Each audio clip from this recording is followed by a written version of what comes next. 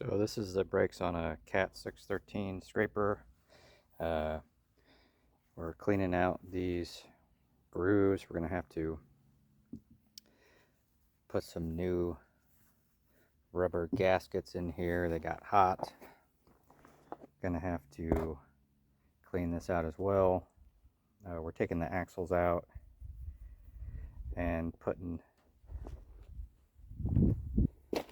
new seals in here.